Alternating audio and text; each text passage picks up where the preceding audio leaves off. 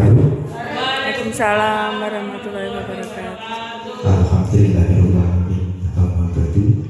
Yang saya hormati Ibu Kepala SD Negeri Dongko, yang saya hormati Bapak Ibu Guru SD Negeri Dongko.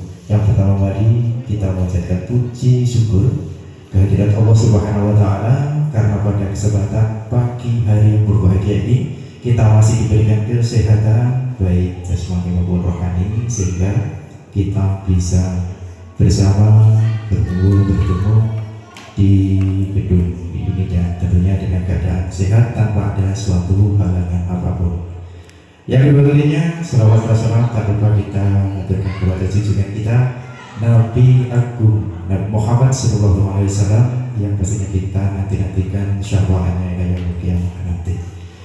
Baik, Bapak Ibu, pada kesempatan pagi hari ini saya di sini bertugas sebagai pembawa acara yang akan menyampaikan beberapa hal terkait kegiatan pagi hari ini, yaitu diseminasi penyebaran pemahaman dan penerapan budaya positif yang akan dipaparkan oleh Ibu Retno Dwi Susanti sekaligus sebagai JGP Angkatan 2 di Kabupaten Nganjuk, Angkatan 11, mohon maaf.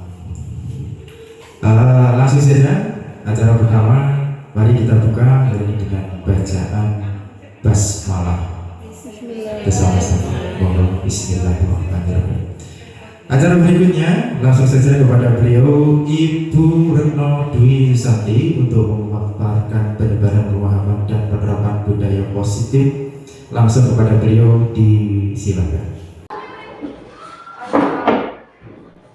Assalamualaikum warahmatullahi wabarakatuh. Kali ini saya akan menyebarkan pemahaman dan penerapan budaya positif yang sudah saya terapkan di kelas saya terutama dan di SD Negeri 2 Bogor. Perkenalkan, saya Retno Dwi Susanti, calon guru penggerak Angkatan 11 Kabupaten Nganjuk.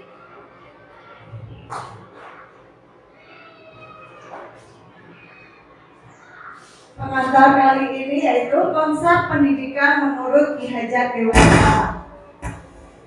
Pendidikan melibatkan pengakuan akan pentingnya budaya dan lingkungan positif di sekolah yang menempatkan murid sebagai fokus utama. Dalam konsep Dewantara, pendidikan bukan hanya tentang transfer pengetahuan, tetapi juga mencakup pembentukan karakter dan pengembangan potensi setiap murid.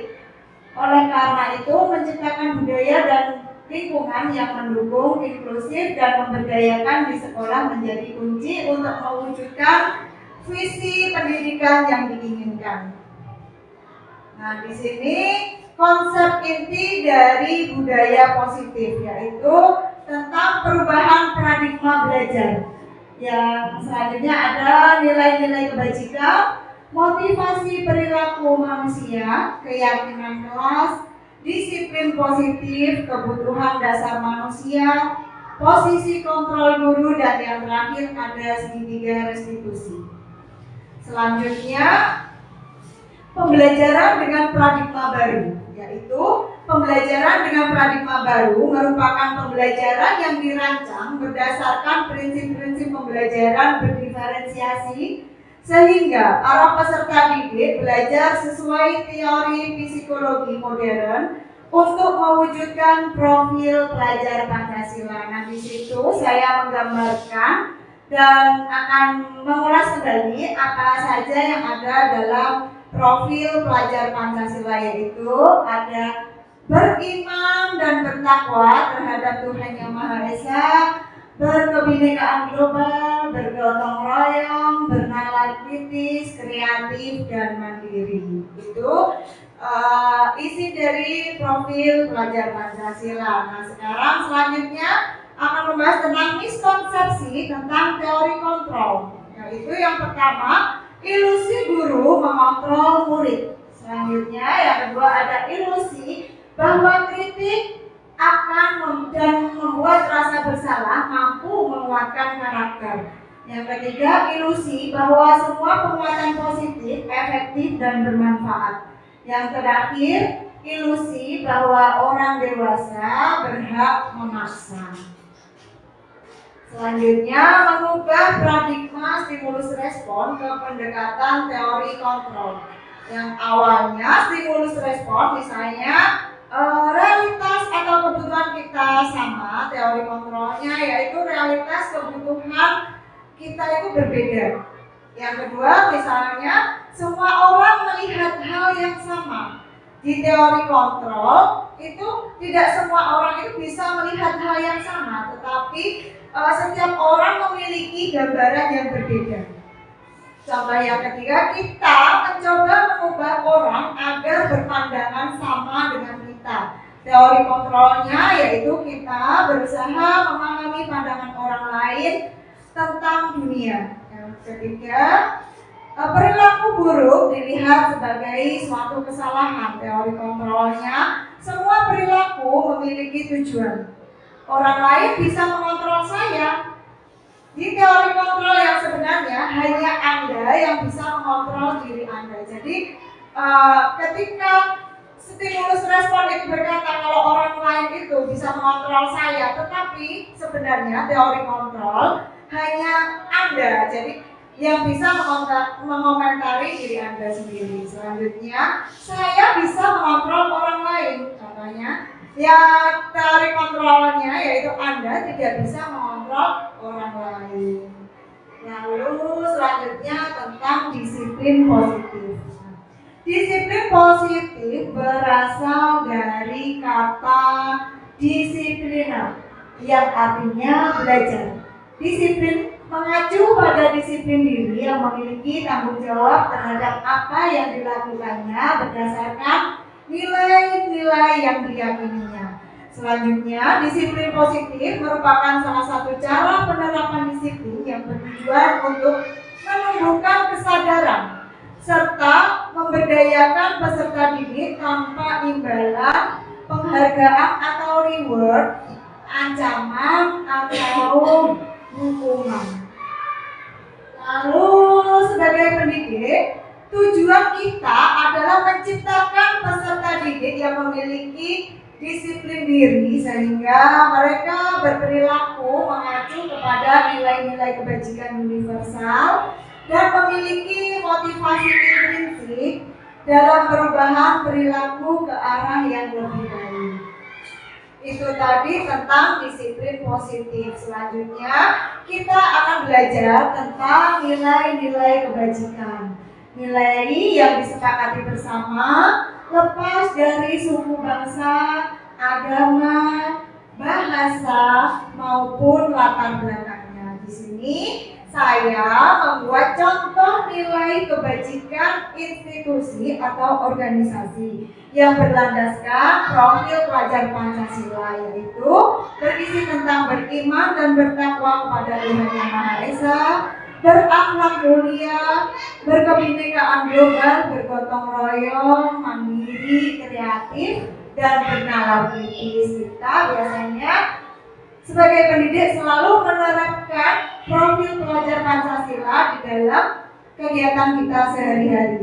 Selanjutnya ada IPO Primary Years Program atau PIP, yaitu toleransi, rasa hormat, integritas, mandiri, menghargai, antusias, empati, keingintahuan, kreativitas, kerjasama, percaya diri, dan komitmen.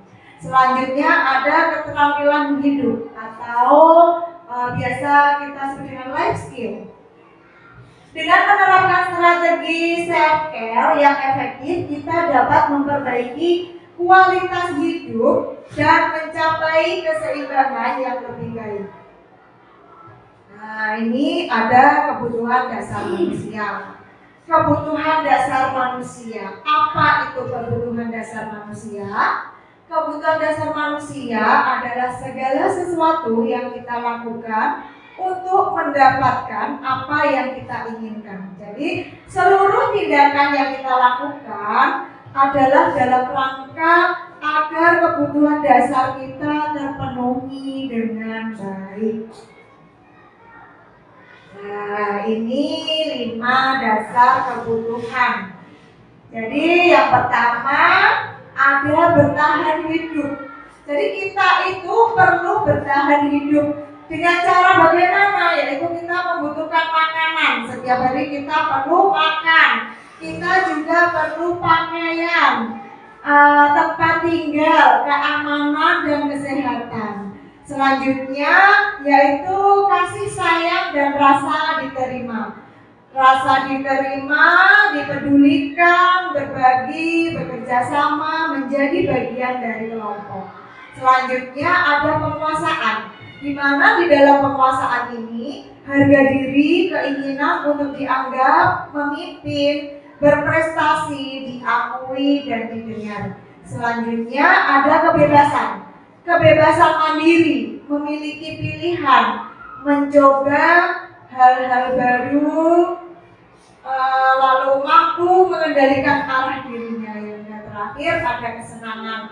Jadi bermain, humor, antusias, ketawa itu kebutuhan yang harus kita cukupi. Karena dengan adanya bermain, kesenangan itu kita bermain, kita bisa tertawa bersama,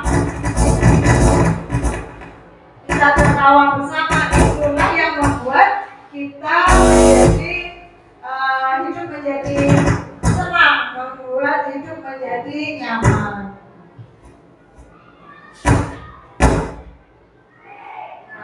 Selanjutnya ada motivasi perilaku manusia. Motivasi perilaku manusia yaitu untuk menghindari ketidaknyamanan. Panjenengan mesti ingin kita itu hidup nyaman apa hidup yang tidak nyaman? Nyaman, yang pastinya kita itu ingin hidup yang nyaman, kita bahagia ya.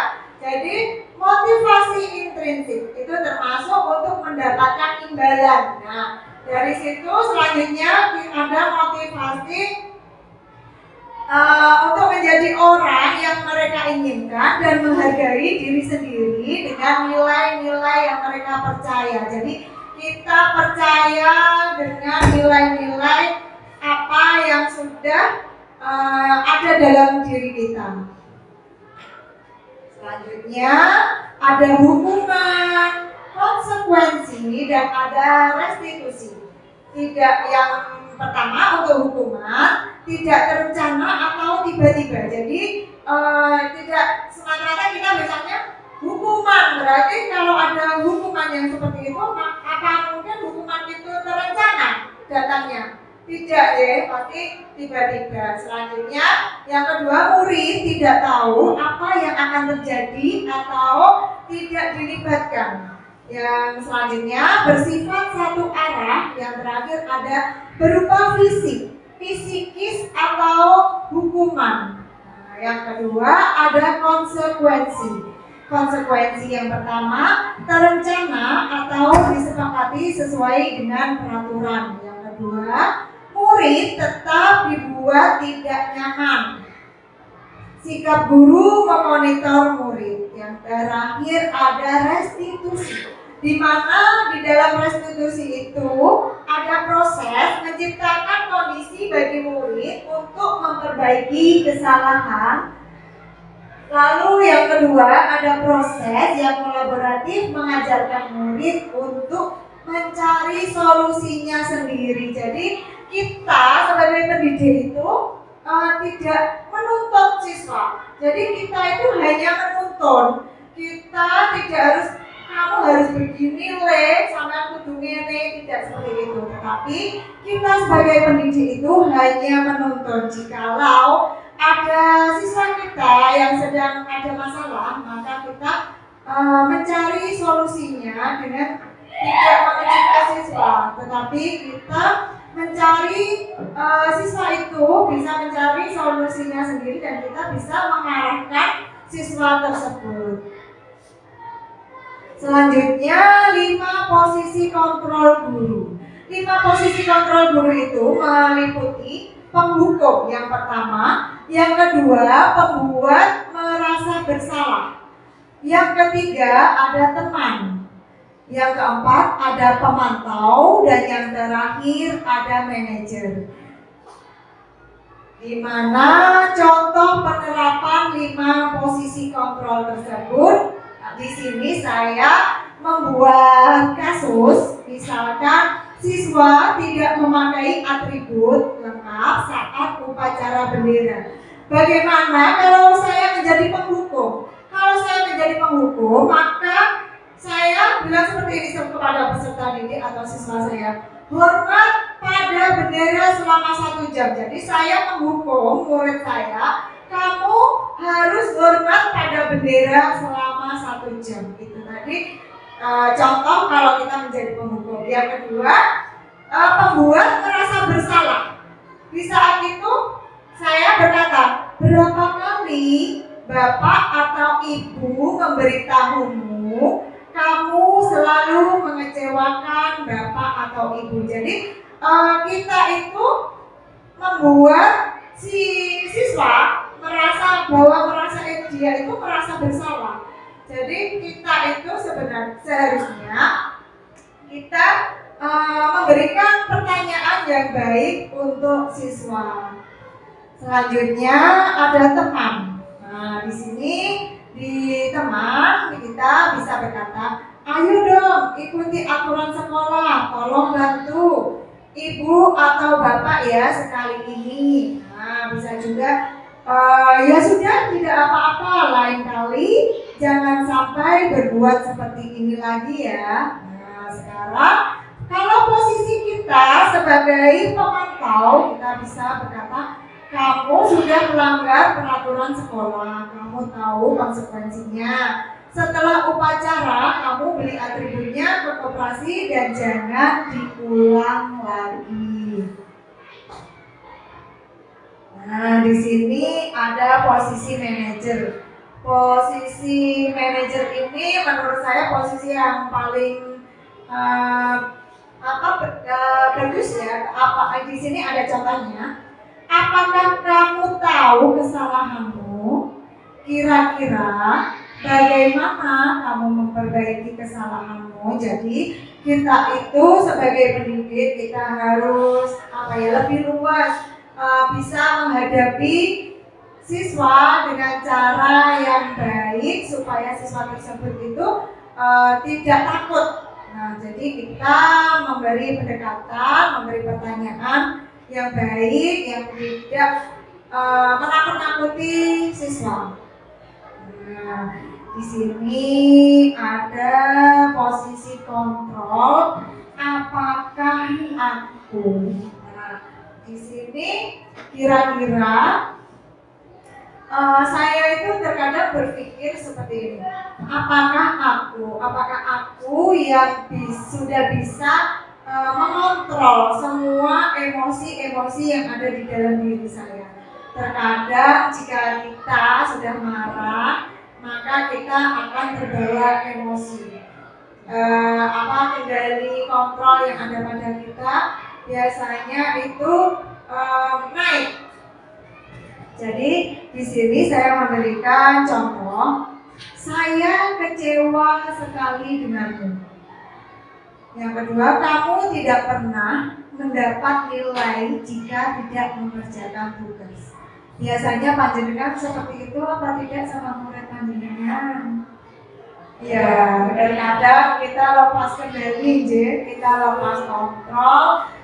Saya kecewa sekali denganmu. Nah, mungkin kita berkata seperti itu karena mungkin di rumah biasanya kita masih ada masalah dibawa ke sekolah dan akhirnya anak didik yang ikut imbasnya. Nah, itu tidak baik ya Bu, kalau ada masalah di rumah dibawa-bawa ke sekolah. Kita harus paham tentang posisi kontrol apa yang ada pada diri kita. Nah, selanjutnya ada keyakinan kelas. Di sini mengapa harus keyakinan kelas? dan mengapa bukan peraturan kelas? Kira-kira kenapa? Mengapa kok keyakinan kelas kok bukan peraturan kelas? Bagaimana? Ya, oh iya, Bu ya, monggo. Terima kasih. Menurut saya dari penjelasan khusus tadi ya, awalnya kita kan seringkali kita memposisikan diri sebagai pendukung atau pemantau. Nah, setelah saya memahami penjelasan khusus, apa sih mengapa harus keyakinan kelas bukan peraturan kelas? Kalau keyakinan kelas itu berasal dari kesadaran anak.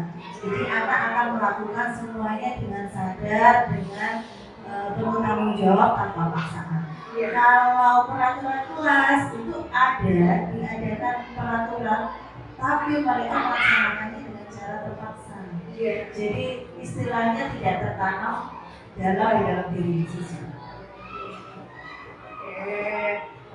Terima kasih Bu Lia atas pendapatnya yang luar biasa. Jadi benar, kalau keyakinan kelas itu timbul dari diri kita, dan kenapa kok tidak peraturan kelas? Karena peraturan kelas itu tadi kita harus kita laksanakan. Selanjutnya ada di sini pembentukan keyakinan kelas. Nah, kemarin itu ya Bu, sebelum biasanya kita ajaran baru membuat keyakinan kelas bersama-sama, kita membuat suatu kesepakatan yang kita buat bersama-sama dengan anak didik kita. Nah, kemarin itu saya sudah membuatnya, dan ini ada contoh sedikit video dari saya di saat saya melakukan pembuatan keyakinan kelas bersama anak didik saya.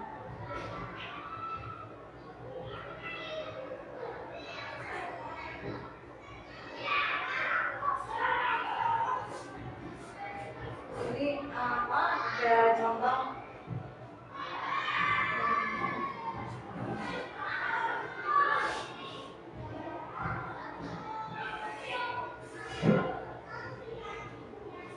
Ini volumenya kok tidak mau bunyi, bisa dilihat di tampilan saya ini deh.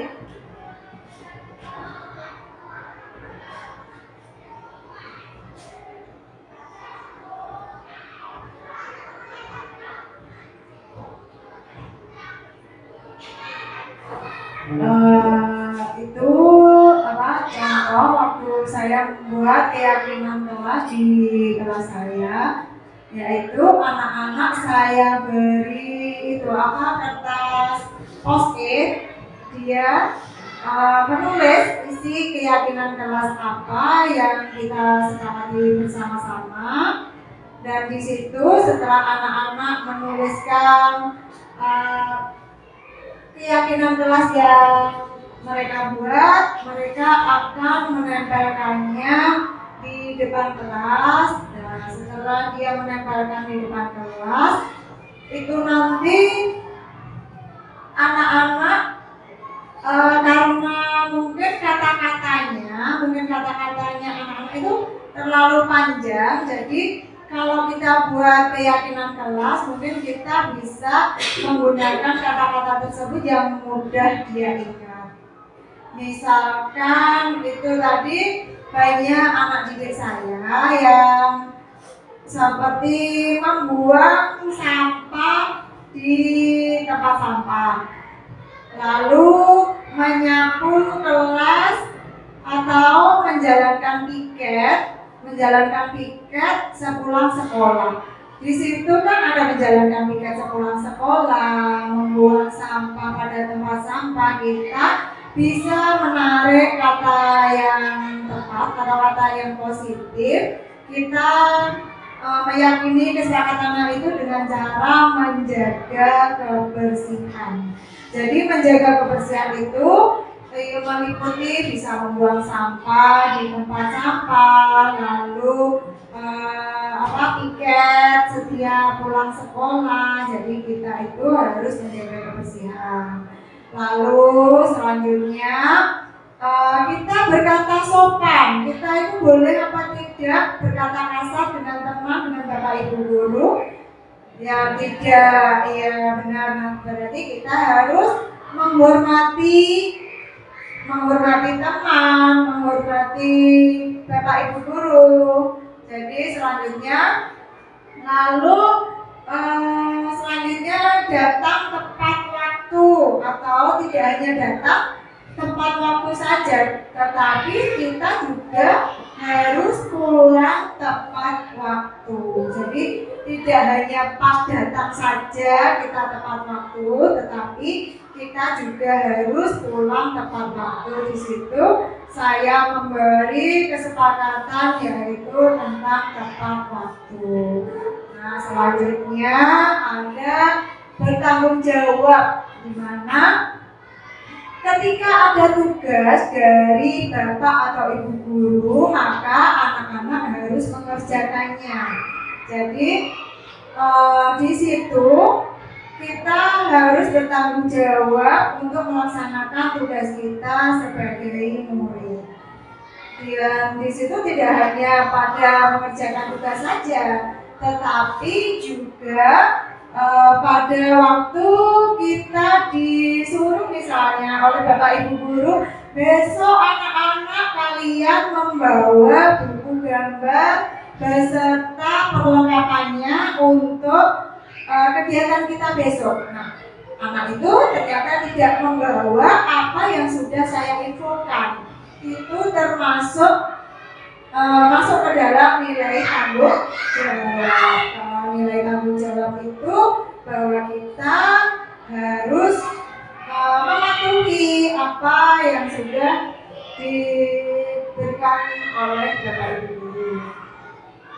Selanjutnya ada yang terakhir kesepakatan kelas saya, yaitu tentang disiplin ketika itu mau ke kamar mandi. Biasanya anak-anak itu kalau mau ke kamar mandi tidak pernah izin dengan bapak ibu guru, dan di situ mesti nyelonong saja. Nah, di situ kita membuat kesepakatan kelas yang terakhir, yaitu saat ketika kita ingin keluar kelas maka kita harus izin kepada ibu guru.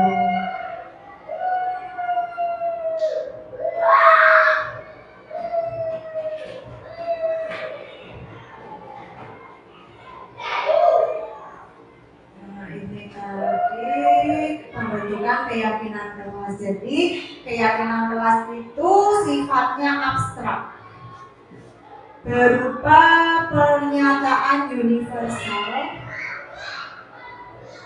dibuat dalam pernyataan positif sedikit saja agar mudah diingat. Jadi kita itu tidak perlu menyusun panjang-panjang, tetapi cukup sedikit tapi mudah diingat siswa.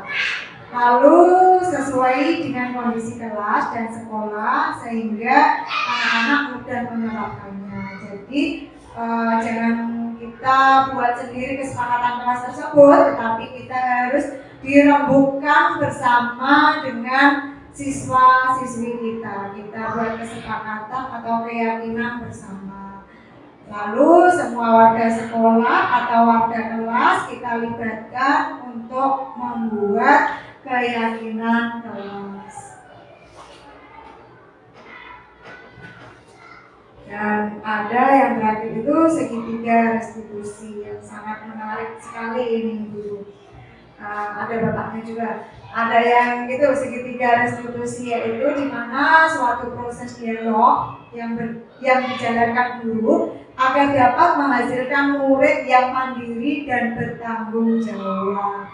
Di situ ada contoh segitiga restitusi itu meliputi yang pertama itu menstabilkan identitas, yang kedua validasi tindakan yang salah, dan yang ketiga menanyakan keyakinan kelas.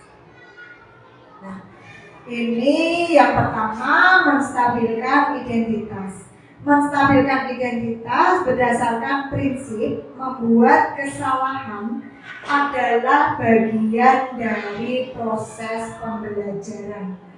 Nah, di situ kita bisa memasukkan kata yaitu berbuat salah itu wajar. Jadi kita di dalam segitiga restitusi ini, kita sebagai pendidik itu kita harus lebih lebih luas lagi, lebih baik untuk menghadapi siswa yang sedang terkena masalah misalnya.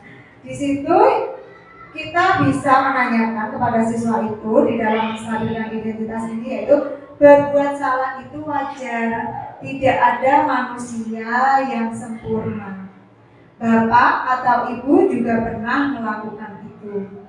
Bapak atau ibu tidak mau mencari siapa yang salah, tapi ibu atau bapak ingin mencari solusi dari permasalahan ini.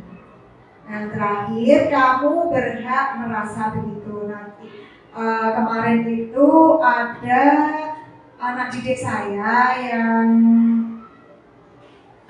waktunya pembelajaran PJOK, di mana dia itu tidak membawa kaos olahraga. Waktu saya pemanasan di luar, saya absen satu-satu. Dari situ saya bertanya, ini tadi pagi saya tuh lihat Aji mana kok tidak ada dalam barisan. Nah, di situ temannya menjawab begini, Aji Bu ada di dalam kelas. Nah, saya kaget masuk kok nggak mau baris sama teman-teman di situ. Lalu saya masuk ke dalam kelas dan saya menemui Aji.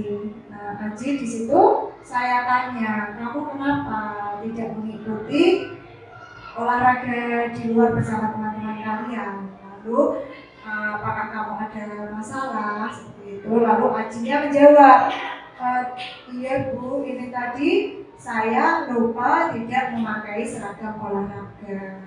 Ternyata si Aji tadi tidak mau keluar karena dia tidak memakai seragam olahraga. Nah, saya bilang kepada Aji, tidak ada manusia yang sempurna. Pasti kita bisa lupa. Terkadang saya pun, Bu Guru pun juga pernah lupa, pernah melakukan hal itu.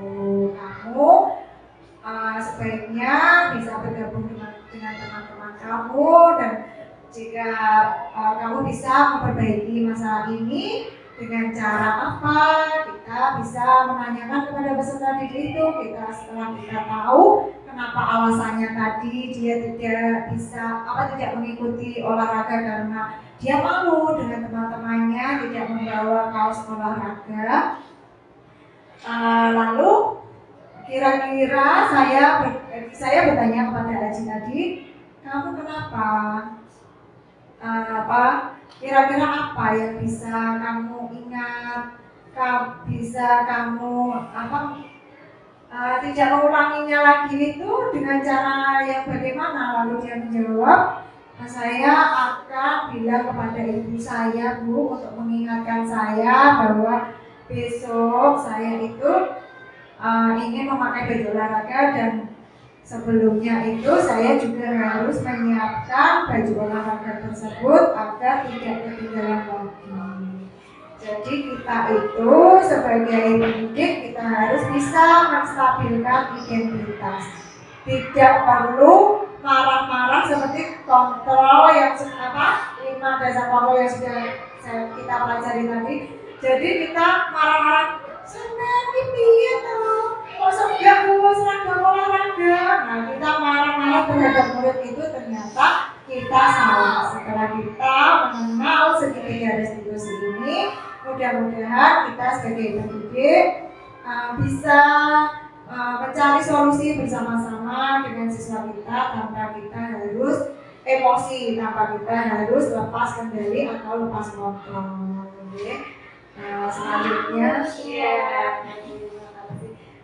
Selanjutnya ada validasi tindakan yang salah. Di sini berdasarkan prinsip setiap perilaku berupaya memenuhi suatu kebutuhan tertentu, yaitu kata-kata yang bisa kita gunakan. Kamu pasti punya alasan mengapa kamu melakukan hal itu. Padahal kamu bisa melakukannya lebih dari ini, lebih buruk dari ini. Nah, selanjutnya kamu patut bangga karena telah melindungi sesuatu yang penting buatmu. Kamu melakukannya karena mempertahankan sesuatu yang penting bagimu. Jadi di dalam validasi tindakan yang salah ini kita atau di sini diberi contoh yang kamu patut bangga karena telah melindungi sesuatu yang penting buatmu. Jadi anak tersebut itu tidak jujur, tetapi dia melakukan hal-hal yang salah dan tapi dia merasa bahagia. Misalnya itu kemarin ada anak yang mencontek temannya dan dia itu melemparkan kertas. Saya tanya itu apa dan dia menjawab kertas bola. Itu kertas isinya apa? Ternyata setelah saya buka kertasnya itu isinya contekan, jawaban ulangan. Setelah saya buka saya tanya, kenapa kamu melakukan hal ini padahal kamu hal ini itu salah. Tapi dia itu merasa senang karena dia sudah membuat teman-temannya itu perhatian sama dia, karena dia berani melempar-lempar kertas itu, merasa dia itu senang padahal apa yang dilakukan dia itu salah. Nah, dari situ yang terakhir kita bisa menanyakan keyakinan. Berdasarkan prinsip teori kontrol bahwa pada dasarnya kita termotivasi secara intrinsik. Apa keyakinan kelas kita? Nilai-nilai apa yang telah disepakati bersama? Seperti apa gambaran sebuah kelas yang ideal menurut kamu? Lalu kamu ingin menjadi orang yang seperti apa? Jadi setelah kita tadi ada masalah dengan anak-anak tadi, kita memecahkannya masalah tersebut. Keyakinan kelas yang terakhir yaitu kita tanya, karena tadi di awal saya sudah memberi contoh tentang keyakinan kelas, maka di akhir ini kita menanyakan kepada siswa tersebut. Kita bisa menggunakan kata, apa keyakinan kelas kita? Seperti Radit tadi ya, Aji tadi, ya Aji tadi kan sudah salah karena dia tidak memakai kaos olahraga padahal waktunya olahraga. Jadi dia itu melanggar keyakinan kelas. Jadi keyakinan kelas yang sudah kita susun tadi, yaitu karena dia sudah melanggar aturan, berarti dia itu sudah melanggar nilai-nilai yang sudah kita sepakati bersama di keyakinan kelas yang sudah kita buat tadi. Lalu kita juga bisa bertanya kepada Haji tadi, kamu ingin menjadi orang yang seperti apa kalau kamu selalu tidak mematuhi aturan yang berlaku di sekolah ini?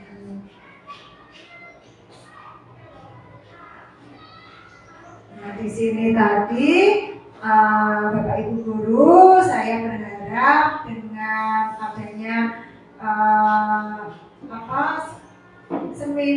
penerapan yang sudah saya sampaikan ini, saya berharap panjenengan semua bisa melaksanakannya di dalam kelas panjenengan supaya kelas menjadi kondusif, kelas menjadi aman, nyaman untuk kita sebagai pendidik dan untuk siswa kita. Nah, mungkin ada refleksi dari teman-teman tentang keyakinan kelas ini atau pemaparan yang sudah saya sampaikan. Kira-kira ada refleksi apa bisa disampaikan?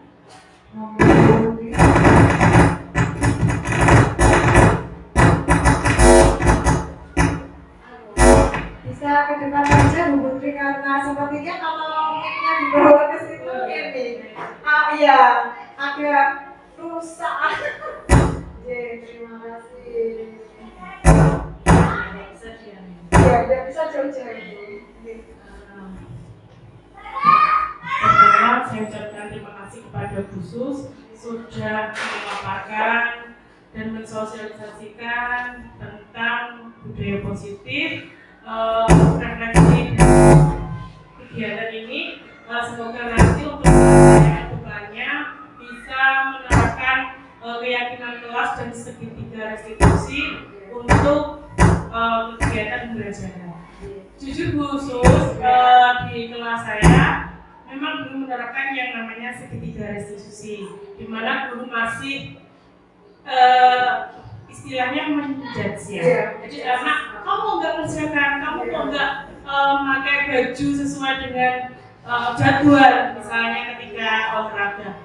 Kamu kok tidak membawa LKS? Nah, guru saya pribadi masih seperti itu. Nah, harapannya dengan adanya sosialisasi nanti, saya sebagai guru di sini dapat berbenah diri sehingga dapat menerapkan segitiga restitusi dan membuat murid semakin nyaman dalam belajar di kelas. Terima kasih Bu Sus. Demikian refleksi yang dapat saya sampaikan. Wassalamualaikum warahmatullahi wabarakatuh. Waalaikumsalam warahmatullahi wabarakatuh. Terima kasih Bu Putri. Semoga Bu Putri bisa menerapkannya di dalam kelas Bu Putri tentang pemaparan yang sudah saya sampaikan hari ini, dan semoga Bapak Ibu guru yang lainnya bisa menerapkannya di dalam kelasnya masing-masing.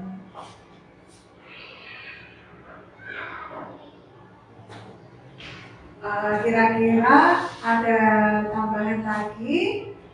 Monggo Bu Helum, kira-kira ingin menambahkan? Ya, monggo Bapak silakan. Mungkin tentang keyakinan kelasnya Bu Helum, ini kelasnya bagus sekali, kelasnya Bu Helum. Monggo. Ya, sejak awal. Assalamualaikum warahmatullahi wabarakatuh. Waalaikumsalam. Terima kasih untuk materi pagi ini yang sangat luar biasa. Di sini ada 2 poin yang bisa saya tangkap.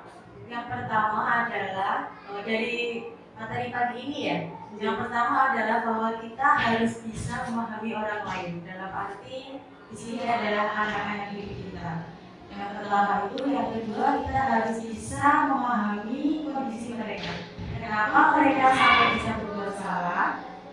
Jadi kita tidak hanya tahu ada saja kamu salah, kamu melanggar, tapi kita cari tahu kenapa sih mereka bisa salah. Kemudian kita bisa mengerti mereka dengan cara yang lebih baik. Tidak bisa disamakan dengan masa kecil kita ya Bu ya. Kalau zaman dulu kan kita sering langsung di-judge ya. Kamu salah, kamu kalian selalu teman-teman gak bawa dikasih PR lupa. Padahal kenapa sih dia bisa gak mengerjakan PR? Kenapa sih? Iya, masih ada alasannya. Ini adalah tugas guru untuk mengingatkan mereka dan membentuk karakter mereka untuk bisa memahami orang itu juga bisa salah. Yang penting jangan sering berulang. Terima kasih dari saya. Assalamualaikum warahmatullahi wabarakatuh. Kemudian dari refleksi Bu Putri yang ingin mengembangkan keyakinan kelasnya, dan dari refleksi Bu Halum yang sangat bagus, yaitu tentang segitiga restitusi ya Bu, yang sekarang bisa kita terapkan pada anak didik kita, di mana kita itu benar sebagai pendidik kita tidak boleh langsung mengejut siswa tersebut, tetapi kita bisa menggunakan pendekatan yang baik untuk siswa. Supaya apa? Karena siswa itu memiliki mimpi-mimpi yang sangat luar biasa, dan karena dengan perkataan kita yang menyakiti hati kecilnya, maka akan terbawa sampai dia dewasa. Biasanya seperti itu. Memori-memori yang jelek itu tetap teringat terus sampai dia dewasa. Makanya sebagai seorang pendidik kita harus bisa berpihak pada murid. Apapun kita lakukan itu hanya untuk murid, untuk anak didik kita. Di sini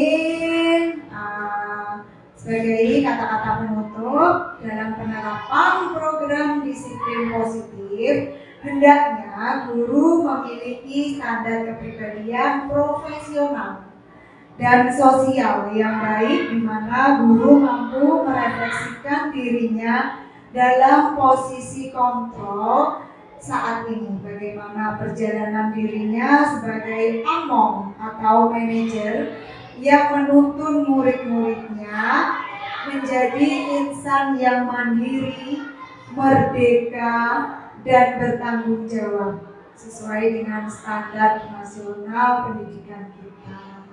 Terima kasih Bapak Ibu Guru hari ini. Semoga kedepannya panjenengan semua bisa menerapkan semua yang sudah budaya positif yang sudah saya paparkan tadi, bisa panjenengan terapkan ke dalam kelas panjenengan, ke dalam ke anak didik panjenengan. Semoga semuanya bisa panjenengan terapkan dengan baik. Ini tadi pemaparan dari saya, dan mungkin nanti Bu setelah kegiatan ini panjenengan bisa membuat atau menerapkan keyakinan kelas ke anak didik panjenengan. Nanti panjenengan bisa beragam bagaimana panjenengan bisa membuat keyakinan kelas tersebut dengan cara panjenengan, entah itu dengan memberikan dia post-it lalu ditempel-tempel, atau panjenengan juga bisa menggunakan karena sekarang itu kecanggihan teknologi Bu. Jadi nanti panjenengan bisa seperti puisi gitu loh Bu, kayak itu worksheet atau apa, nanti anak-anak disuruh membawa HP lalu kita suruh anak tersebut menuliskan di HP tadi, lalu setelah itu muncul, kita tampilkan misalnya di proyektor, maka apa yang ditulis siswa itu nanti muncul dan kita bisa menyepakatinya bersama-sama. Itu tadi yang bisa saya sampaikan. Mudah-mudahan bisa panjenengan terapkan. Di sini saya minta maaf apabila ada salah tutur kata yang sudah saya ucapkan. Presentasi atau pemaparan via sosialisasi hari ini saya akhiri. Wassalamualaikum warahmatullahi wabarakatuh. Terima kasih.